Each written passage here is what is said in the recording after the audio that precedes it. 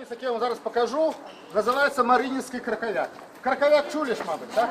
Чули. Але є варіант. Ми записали його у вёске Марининск, Белорецкого району Иркутской области. Як він танчить? Вельми просто. Пружинистые ножки памятаем, да? Теперь уже идем вперед, 2 раза по 8, але не просто идем, а ускочим влево-вправо. Начинаем улево. Вот таким чином пошли. 1, 2, 3, 4, 5, 6, 7, 8. 1, 2, 3, 4, 5, 6, 7, 8. Это проходка такая, так? Потом спиной сустракаемся на 1, 2. Вот так руку вверх поставим. Потом так. 3, 4. Потом ног спиной. 5, 6. 7, 8. Потом делчину кружим так вот. 1, 2, 3, 4, 5, 6, 7, 8. А затем снова полечко. 1, 2, 3, 4, 5, 6, 7, 8. 1,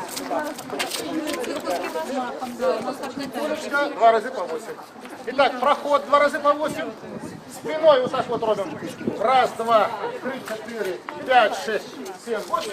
А другая восьмерка кружим девку. 1, 2, 3, 4, 5, 6, 7, 8. Я не знаю, как у вас, а мне ловкая девка. Как вы зовут? Валентина. Вельми ловкая девка. А, поглядите. Ну что, попробуем все разом без музыки, тяжу под музыку. Вот молодцы, могилевцы. Марининский краковяк.